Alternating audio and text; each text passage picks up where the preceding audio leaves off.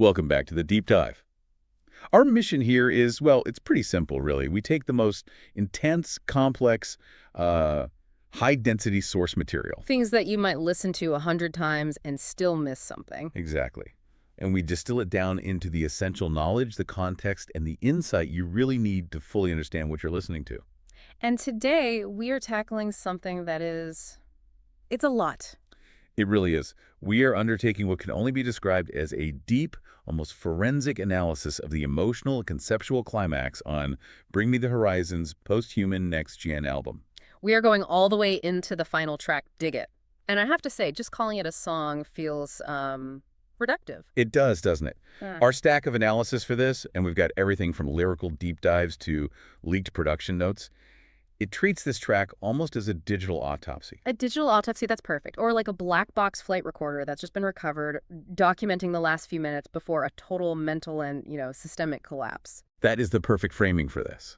So our mission today is to unpack the track's brutal honesty, all of its technological metaphors, and what is, it's a truly devastating philosophical conclusion about humanity, programming, and suffering. And we have so much to work with. There's biographical context directly tied to Oli Sykes' own public reflections on addiction and trauma. And some fantastic, really granular production details that show how the sound itself, the glitches, the pitch shifts, all of it is meticulously designed to mirror the fragmentation of a person's mind. It is the ultimate final statement for the album, so we have to start with the packaging. How it's presented to you, the listener. Right, before a single note of music. Exactly. What is so crucial here is how the song immediately frames your role. It positions you not just as an audience member, but as a silent participant, an investigator almost. Because it doesn't start with a chord or a drum hit. No.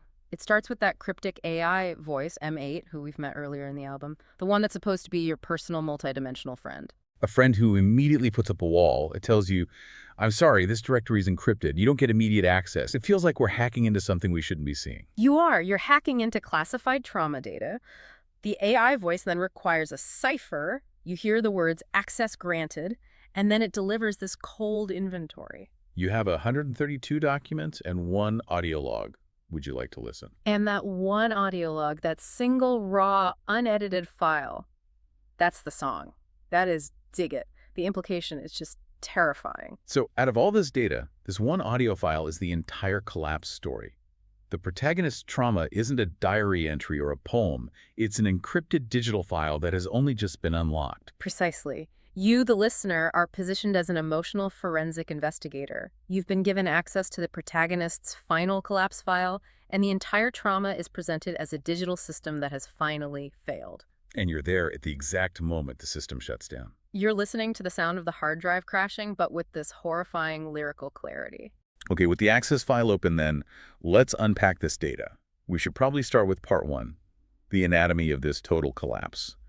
Let's focus on the intense personal trauma detailed in those first verses. Yeah, we have to start with the physical reality of it, the somatic crisis. The very first lines are so immediate and visceral. Pins and needles in my face. I can't trust my feelings anymore. Pins and needles. That's a direct reference to paresthesia, isn't it? It's not just poetry. It's a medically recognized physical symptom of a severe panic attack or dissociation. It is. The body is literally seizing up. And that's the key distinction here.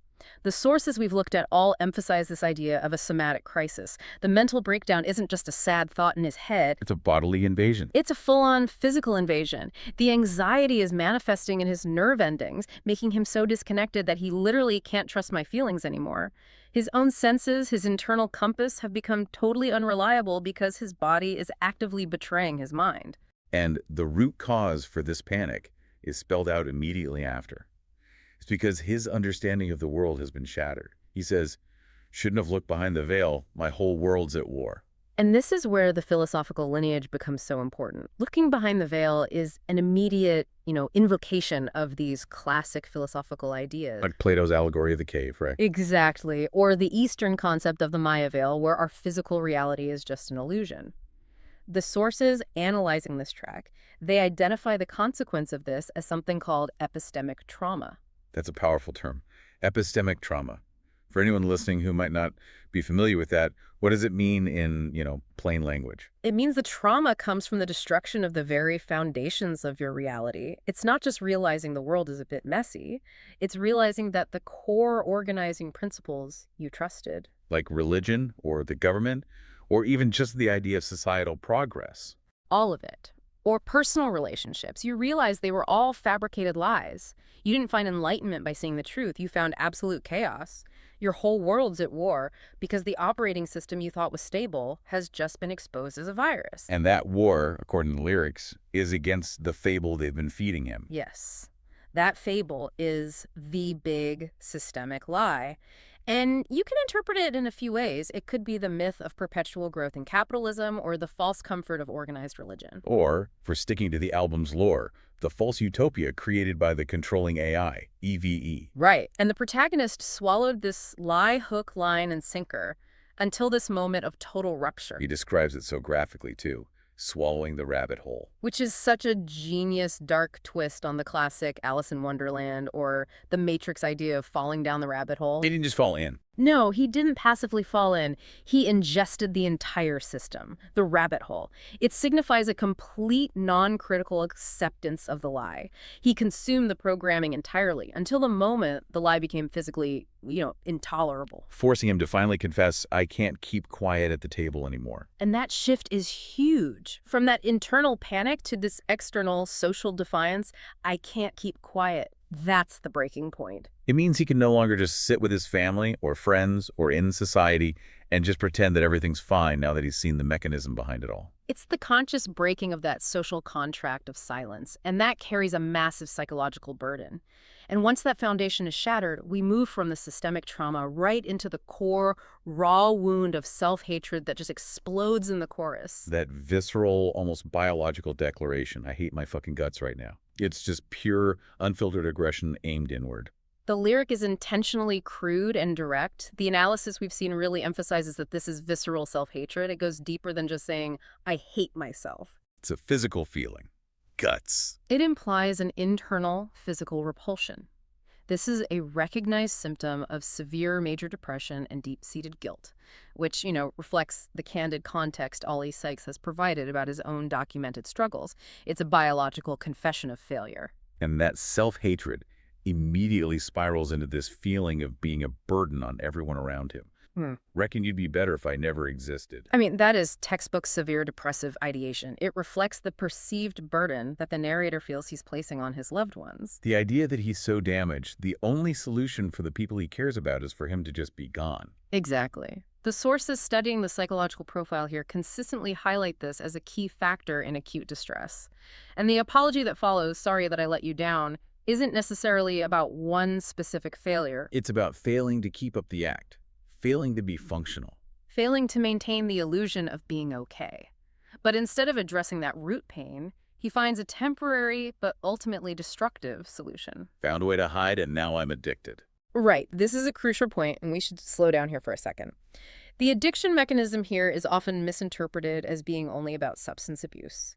And while Sykes has been very open about past struggles with things like ketamine, the analysis says this is broader. It's much broader. It refers to any toxic coping mechanism, what psychology would call experiential avoidance. Avoidance coping. So addiction here means becoming reliant on anything that lets you just check out. Anything. Isolation, dissociation, mindless digital escapism, even getting stuck in the familiar pattern of self-hatred itself, which can act as its own kind of mental prison. The hiding becomes the addiction. Exactly.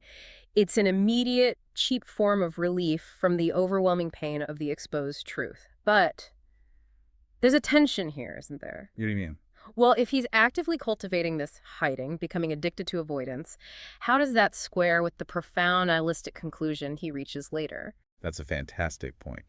If the later verses suggest he's lucidly digging his own grave, then how can he also be trying so desperately to hide from reality in this verse? Aren't those two impulses contradictory? They seem like it, but the sources suggest they're two sides of the same collapsing coin. The avoidance, the addiction to hiding, is the initial, maybe unconscious attempt to just survive the pain. And the lucid acceptance of the grave. That's what happens when the avoidance fails, when he realizes there's no safe place left to hide. He's trapped in this destructive feedback loop. He hides from the pain. He realizes the hiding is toxic, so he hates himself more for hiding. And then doubles down on the destruction. The tension is the sound of the collapse itself. It's the ultimate struggle before the complete surrender, and that struggle is made so intensely vulnerable in the bridge, which features the voice of Lucy Landry. Oli Sykes' wife, who also has a role in the album's narrative. Her inclusion just completely transforms the emotional landscape of the song. It makes the collapse intensely intimate. The line, "I don't want to lose myself again," which is sometimes sung by her or overlaid with his voice. It feels like a private conversation we're eavesdropping on. It's the sound of two people fighting the same darkness. It's the last flicker of a genuine struggle, a plea directed at the person closest to him. And that word again just carries immense weight. Oh, the again is devastating. Because it signifies this isn't a one-off tragedy. It's a painful, cyclical reality. It's the trauma of relapse in his mental health journey. He's been here before. He's fought this battle before, and that awareness that he is succumbing to the pattern again, losing himself, makes the final surrender all the more terrible. And then that tiny flicker of intimacy is immediately stomped out by the system voice, or maybe it's the voice of his own judgment, confirming the absolute reality of the situation. This is not a drill. No turning back. That confirmation is the final nail in the coffin of denial. The collapse is confirmed as real, immediate, and completely unavoidable. The system has moved past the warning lights and into confirmed total failure. So, having meticulously documented the personal trauma, the anxiety, the self-hatred, the addiction to avoidance, the song shifts. The protagonist has gone through the fire and is now drawing his final philosophical conclusion. Right. We're transitioning seamlessly into part 2, the nihilistic thesis. He's exhausted by the chaos and the cyclical nature of his suffering. So his first move in verse 2 is to look for a definitive solution. And it's phrased again in that characteristic technological language. He's not looking for escape anymore. He's looking for a total reboot. Give me something to believe in, some kind of system override. He's not seeking traditional spiritual guidance here. No, he wants a literal technical solution for his existence. Precisely. The protagonist isn't asking for religion or some self-help platitudes. He wants root access to his own code, a cosmic administrator password to completely rebuild his existence from scratch. The existential pain is so great that it requires a technical intervention. He's demanding the universe's IT department fix the fundamental flaw in his own programming. And he then reduces the core of his consciousness, his soul, to a piece of faulty software. He says, I need to give my ghost a reason to let it slide. That's such a powerful, dark metaphor. It really is. In computer terms, a ghost process is a process that's just running without purpose. It's detached from the main system, it's consuming resources, but it's doing nothing productive. He sees his soul as this lingering, useless piece of code. Yes. And he's looking for forgiveness or maybe just permission to release that attachment to suffering, to let the failure slide out of the program for good. He's looking for a reason to justify giving up. But as the verse goes on, the only reason he finds isn't hope or forgiveness, but the central, brutal, and terrifying thesis of the entire track. This is it. This is where we must slow down and give this line the weight it deserves.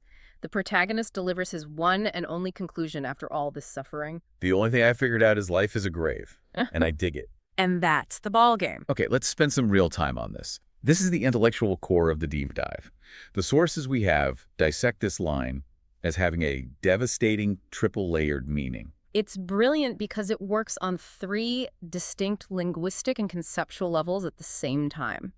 It allows the line to function as a confession, an acceptance, and an action all at once. Let's break them down, starting with the most direct one, the literal action. The first interpretation is just that, a literal physical action. I am actively digging the grave.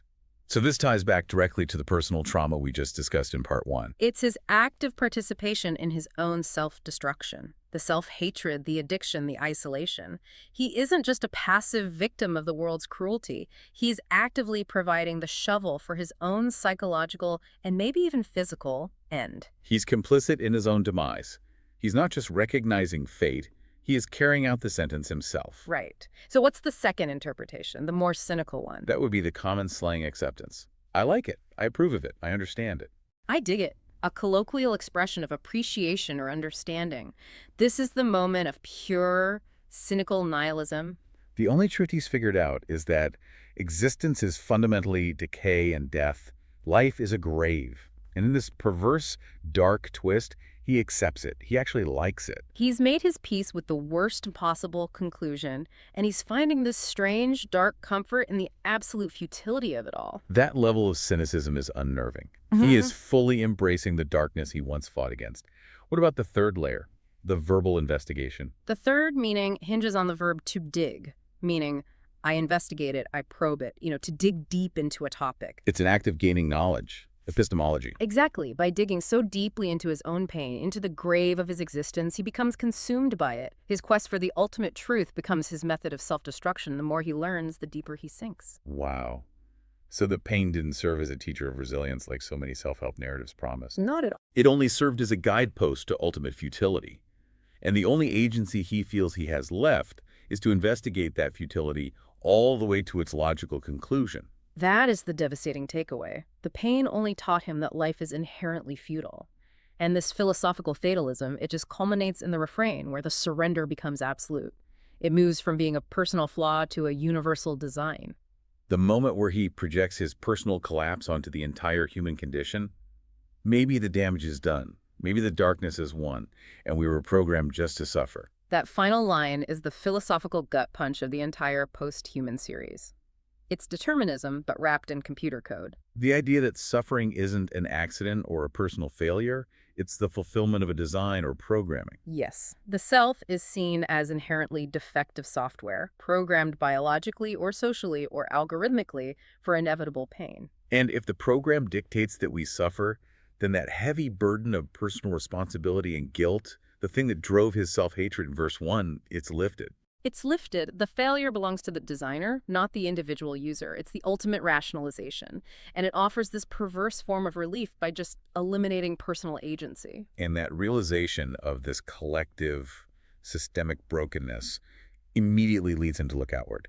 He moves from self-hatred to a profound misanthropic critique. He critiques humanity itself. He labels them scary humans, scary race, realizing that his trauma isn't unique. It's a collective, species-wide flaw. The realization that his despair is manufactured, that it's a shared design flaw. It transitions us perfectly into part 3, the sociological critique. The song shifts from a personal confession to a full-blown diagnosis of contemporary society, the society that is, in his words, too scared to heal. This is the bridge between his individual internal collapse and the systemic programming he feels trapped inside. He looks at the world and delivers this shocking diagnosis.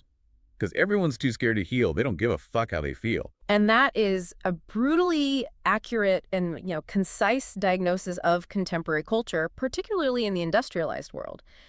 The analysis interprets this as society actively avoiding healing. Because true healing demands immense vulnerability. And vulnerability is seen as a weakness.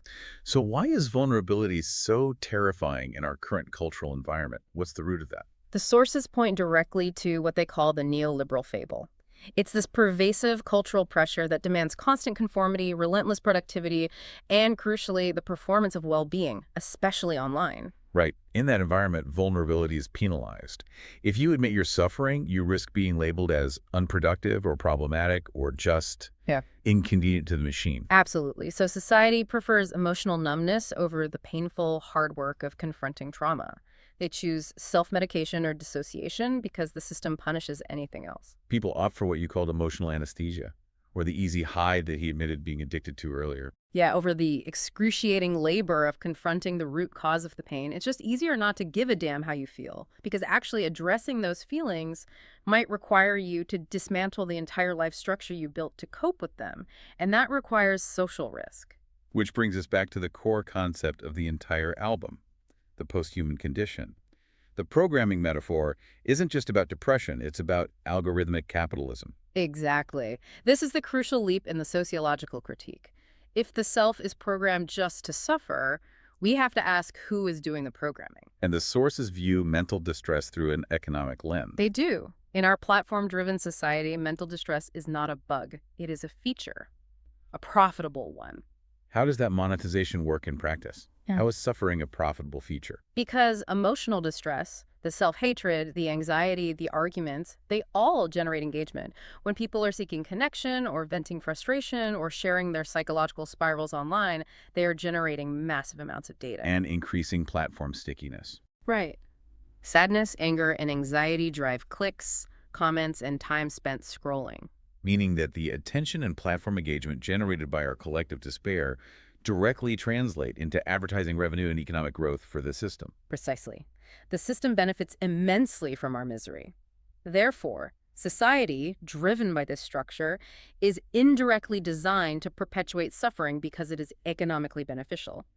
Our collective sadness literally feeds the engagement algorithm. Making the idea that we are programmed just to suffer a terrifyingly apt metaphor for the current age. It's not a metaphor, it's the business model. And that realization that his pain is not just personal but systematically exploited is what gives the final collapse its gravity. As the song circles back to the chorus one last time, the narrative frame that M8 established suddenly just slams shut. It does. The audio log is no longer just a recording. It becomes a final letter, a final, deliberate goodbye. The sources are really clear on this. This becomes the narrative equivalent of a suicide note. Listen to how the final lines of the chorus change from the last time we heard it. I'm sorry that I let you down. When you find this letter, hope you don't get it twisted. And the sources really zoom in on the dark significance of that final phrase. Hope you don't get it twisted. That line is the protagonist's final act of control. The song is the letter, it's the confession, and it's his final wish. And the wish isn't for salvation or pity, it's for complete, unadulterated understanding. He wants the listener to understand the full, complex truth of his pain, rejecting any simplification or romanticization or misinterpretation of his trauma. This is the truth of the collapse, laid bare before the system shuts down for good. And the system really does shut down. That brings us to part 4, which is, I think, arguably the most fascinating section. The production and the sound design. If the lyrics are the final goodbye letter, the sonic landscape is how Zach Sarvini, Oli Sykes, and Dan Lancaster literally built the sound of a mental breakdown. Yeah, if the words are the thoughts of the mind, the production is the sound of the brain short-circuiting and the body collapsing. This track deliberately moves away from the cleaner, more symphonic elements of the band's immediate previous work. It's much rawer.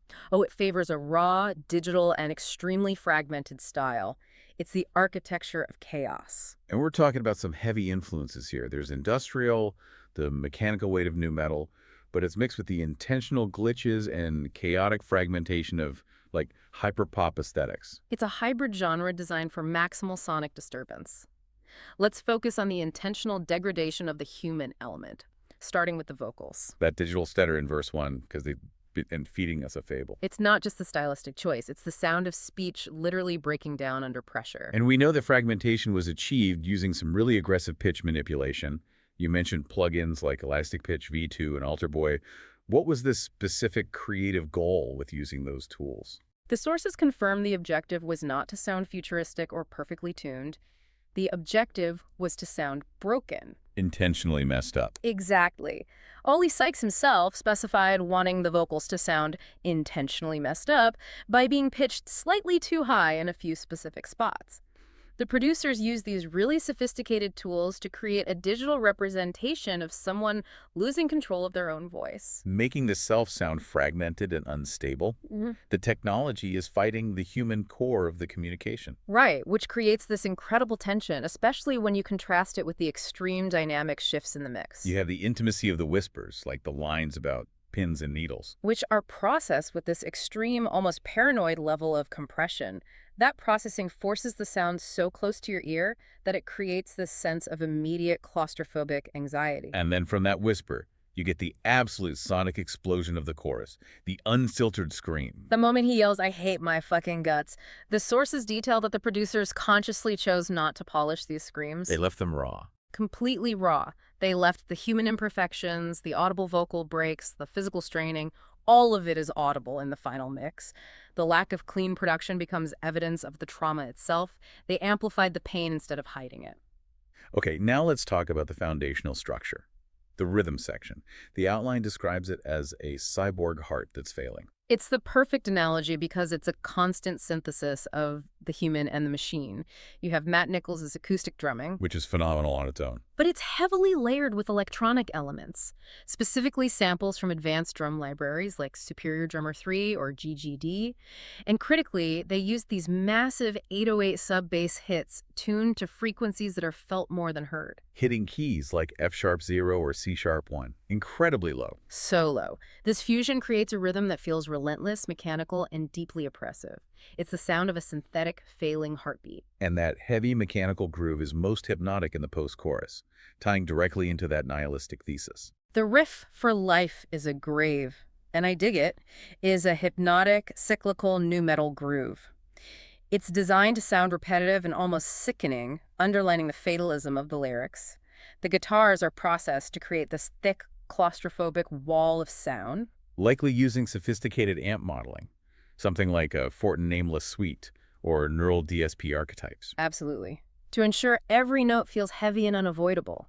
But the truly experimental narrative element comes from the microscopic sound design, the intentional use of glitches and cuts. This is the data corruption crescendo. That's it. The engineers employed techniques like granular synthesis, the plug-in output portal was mentioned, to just mangle sound textures. More impressively, they used white noise, sharp electronic saps, and microscopic audio cuts. Sections as short as 50 to 200 milliseconds. Tiny fragments that were randomly reordered and chopped up. They would have used tools like Beat Detective and Pro Tools to intentionally fracture the entire audio timeline. So the resulting sound, the static, the cuts, the jumps, it's not accidental noise. It's the intentional auditory depiction of a corrupt file degrading in real time. Exactly. It makes the entire listening experience feel actively unstable and hostile. The music doesn't gently fade into the distance. The engineers use dynamic low-pass filters to create the sensation of the system abruptly shutting down, followed by a total grinding stop. The blue screen of death, that abrupt cutoff, leads to that long silent period, and then the final hidden track that closes the album for good. Yeah, the song runs for 7 minutes and 12 seconds, but the music just dies at 5.12. You have a minute and a half of dead air forcing you, the listener, to just wait in the silence of the crash. And then at 6.42, M8 returns, the AI that introduced the file in the first place. And the AI, which was supposed to be the external support system, comes back, and it's experiencing the exact same failure as the protagonist. It says, "Hello, user. This is M8, your personal multidimensional friend. It looks like I encountered a fatal error." And then it begs you, the user, please boot me in safe mode and enter the serial number located on the side of my head. That is the ultimate crushing metaphor that closes the loop. The protagonist system has failed, and the external technological support system, the very thing he sought salvation from, has also completely collapsed. There is no safe mode to restart. There is no external help coming. This symbolizes the absolute dual failure of both the internal psychological system and the external technological structure that was supposed to provide answers. The entire ecosystem is broken. And even that final dark moment contains the ultimate technical Easter egg, tying the sound design directly into the album's lore. It's incredible. The hidden track audio, the voice of the failed M8, is not just sound. When you take that audio and view it in a spectrogram, which is a visual representation of audio frequencies over time, A QR code is revealed in the sound itself. in the sound waves. And this QR code links directly to the album's alternate reality game, confirming that the entire track, down to its very waveform, is a critical narrative component in a much larger digital collapse story. That is just an astonishing level of detail, marrying the personal confession of a broken man to the deepest layers of technological implementation. The production truly is the final character in the story. And it confirms the nihilistic thesis that even the machine, the supposed savior, is fundamentally broken. And that confirmation gives the collapse its final meaning.